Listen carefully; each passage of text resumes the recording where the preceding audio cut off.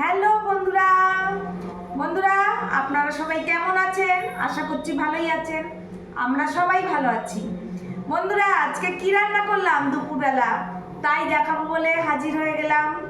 তাহলে দেখেন আজকে কি কি রান্না বান্না হলো। প্রথমে জানিয়ে নি বন্ধুরা, শুভ দুপুর, গুড আফটারনুন।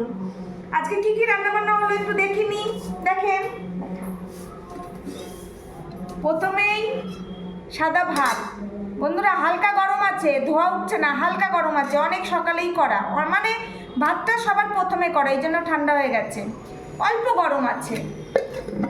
তারপরেই দেখেন এটা কি বলেন তো, এটা হচ্ছে পেঁয়াজ পোস্ত। আজকে পেঁয়াজ পোস্ত করেছি, এর মধ্যে একটু সজনে পাতাও আছে। আমার বর একটু সজনে পাতা নিয়ে এসেছিল বেশি করে, আমি পেঁয়াজ পোস্ত সজনে পাতা দিয়ে করেছি। খুব সুন্দর লাগে খেতে, বন্ধুরা করে খাবেন, খুব সুন্দর লাগে সজনে পাতা পেঁয়াজ পোস্ত দিয়ে। সাথে আছে লোটে মাছ।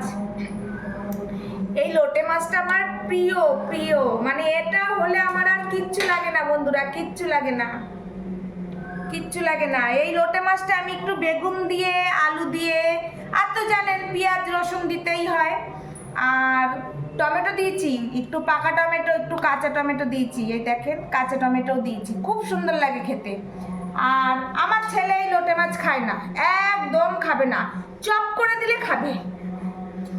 আর এই যে কাতলা মাছ করেছি, দেখেন কাতলা মাছ করেছি আলু দিয়ে, কাতলা মাছের ঝোল, এই যে আলু দিয়ে কাতলা মাছের ঝোল করেছি। আমার ছেলে লোটে মাছ একদম খায় না, এভাবে করলে কিংবা মাংসের মতো মাখা মাখা করলে একদম খায় না, কিন্তু চপ করে দিলে খুব সুন্দর খায়, বলে আরো দাও এরকম করে।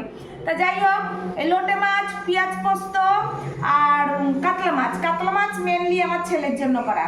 তাহলে বন্ধুরা আমার আজকে রান্না বান্না কেমন লাগলো আর ভিডিওটা কেমন লাগলো অবশ্যই কমেন্ট করে জানাবেন। আর তাহলে পরের ভিডিওতে আবার দেখা হচ্ছে, এখনের মতো টাটা।